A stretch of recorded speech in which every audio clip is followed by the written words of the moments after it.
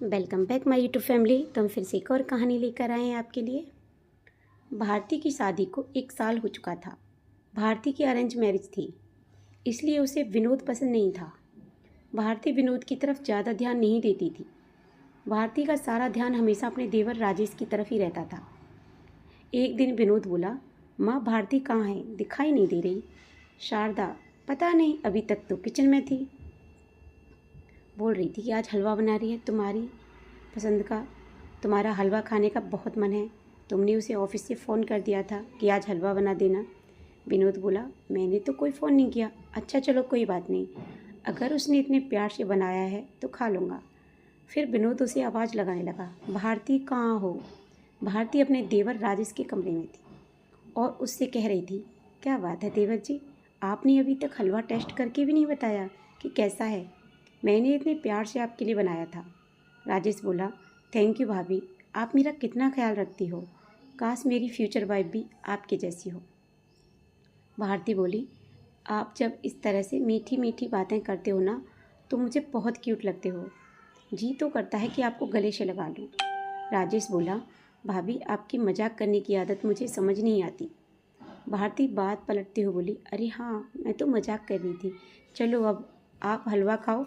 मुझे लगता है विनोद मुझे आवाज़ लगा रहे हैं, मैं उनकी बात सुन लूँ। ये भी आते ही होंगे। शोर मचाना शुरू कर देते हैं। विनोद अपने कमरे में ही था।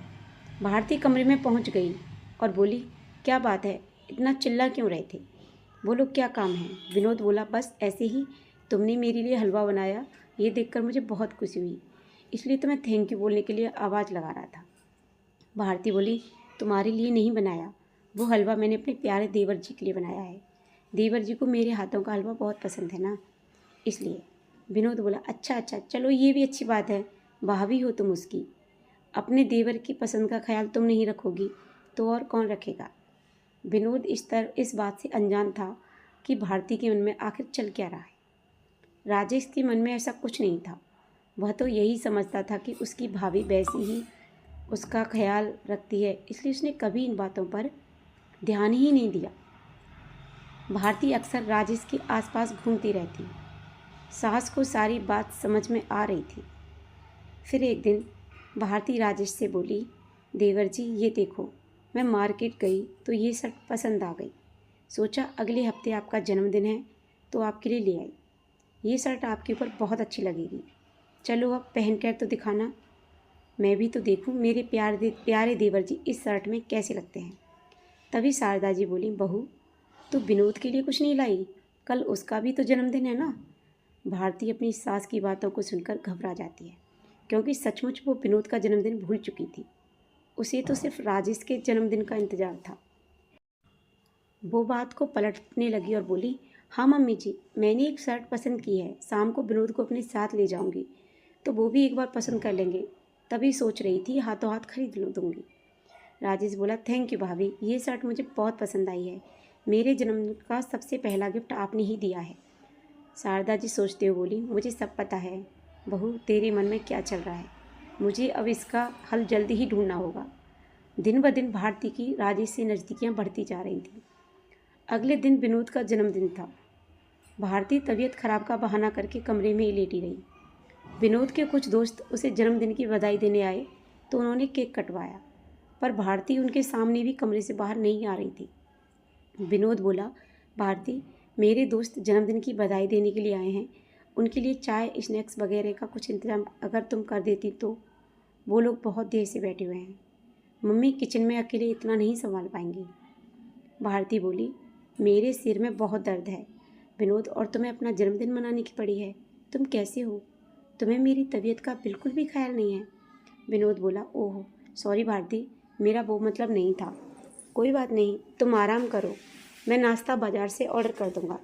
तभी राजेश कमरे में आया और बोला, भाभी मेरे कुछ दोस्त भैया को जन्मदिन की बधाई देने के लिए आए हैं। मैंने कहा था कि आपके हाथ के पकौड़े बहुत टेस्टी होते हैं। चलो कोई बात नहीं, अगर आपकी तबीयत ख़राब है तो मैं बाहर से कुछ ऑर्डर कर लेता हूँ। तभी भारती बोली, बाहर से क्यों ऑर्डर करना देवर जी, मैं गर्मा गर्म पकौड़े अभी बना देती हूँ। आपके दोस्त पहली बार आए हैं और मेरे हाथ के पकौड़े खाना चाहते हैं। तो पकौड़ा बनाने में मुझे देर ही कितनी लगेगी। इस समय विनोद भी वहाँ सामने मौजूद था। यह सब बातें सुनकर उसे थोड़ा अजीब लगा और बोला, भारती, अभी जो मैंने बोला तब तो तुम्हारी तबीयत खराब थी, पर जैसे ही राजेश ने कहा तो तुम एकदम से उठ गई। ये ठीक नहीं है भारती, कहीं ऐसा न हो कि एक दिन तुम्हें पछताना पड़े। शारदा जी जान चुकी थी कि पानी सिर से ऊपर उठ गया है, इसलिए अब उसने सोचा कि राजेश की शादी हो जाए। इसलिए विनोद ने माँ के कहने पर राजेश के लिए लड़की ढूंढना शुरू कर दिया और राजेश को एक लड़की पसंद आ गई। लड़की का नाम रीना था। भारती रीना को देखकर जलन से भर गई। राजेश रीना से फ़ोन पर बात करता तो भारती और भी गुस्से में आ जाती। एक दिन भारती बोली, देवर जी, मैंने आपके लिए इतनी मेहनत करके डोसा बनाया और आपने खाया तक नहीं। राजेश बोला। राजेश फ़ोन पर बात कर रहा था और फ़ोन पर बोला, एक सेकंड रीना, ज़रा होल्ड करना। फिर भारती से बोला, सॉरी भाभी, वो रीना का फ़ोन आ गया था, इसलिए मैं अभी खा लेता हूँ। राधा। फिर वो रीना से बोला, रीना, मैं तुम्हें थोड़ी देर बाद फ़ोन करता हूँ। भारती बोली, अरे ये लो मेरे हाथ से खाओ, ये लो। राजेश बोला, रुको, अरे मुझे उठने तो दो। भारती जानबूझकर राजेश से चिपकने लगी। राजेश को ये सब बहुत अजीब लग रहा था। उसे हल्का सा गुस्सा भी आया। तभी रीना का फ़ोन आ गया। भारती ने कॉल देख ली और राजेश के हाथ से फ़ोन छीनकर काट दिया। राजेश गुस्से में बोला, भाभी ये क्या बदतमीजी है, आपने रीना का फ़ोन क्यों काट दिया? भारती बोली, तुम पहले मुझसे बात करो, मैं तुम्हारे आगे पीछे घूमती हूँ, तुम्हारे लिए इतना सब करती हूँ और तुम मेरी तरफ ध्यान देने की जगह जो अभी तक तुम्हारी वाइफ बनी ही नहीं उस पर ध्यान दे रहे हो। राजेश बोला, मैं आपका बिल्कुल भी मतलब नहीं समझ पा रहा हूँ, आप हटो, मुझे रीना से मिलने जाना है। हम दोनों एक रेस्टोरेंट में मिल रहे हैं, इसलिए मुझे अभी जाना है, मुझे देर हो रही है। कुछ दिनों में राजेश और रीना की शादी हो गई। अब शादी के बाद राजेश अपनी पत्नी पर ही ध्यान देता था। राजेश और रीना दोनों अपनी लाइफ में बहुत खुश थे। ये देखकर भारती मन ही मन रीना से ज़्यादा नफरत करने लगी। एक दिन रीना और राजेश मूवी देखने जाने वाले थे। भारती ये बात जानती थी।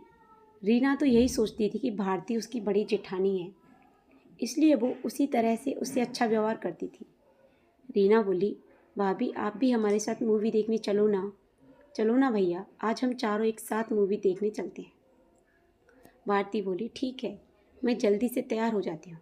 विनोद बोला, भारती, मेरा मूवी देखने जाने का बिल्कुल भी मन नहीं है, राजेश और रीना को अकेले जाने देते हैं, हम फिर किसी दिन चलेंगे। शारदा जी बोली, विनोद ठीक कह रहा है बहू, उन दोनों को जाने दो, तुम कल चले जाना। भारती बोली, नहीं, मुझे आज ही जाना है, अब वो दोनों इतने प्यार से कह रहे हैं तो उन्हें मना कैसे कर दो। राजेश बोला, रीना, मेरा बिल्कुल भी मन नहीं है, मेरे सर में बहुत दर्द हो रहा है, अगर तुम बुरा ना मानो तो हम मूवी का प्लान फिर किसी दिन बना लें, आज भैया भाभी को जाने दो। रीना बोली, अरे तुम्हारे सिर में दर्द है, तुमने मुझे पहले क्यों नहीं बताया? रुको, तुम कमरे में चलो, मैं तुम्हारे माथे पर बाम लगा देती हूँ और गर्म गर्म अदरक वाली चाय बना लाती हूँ।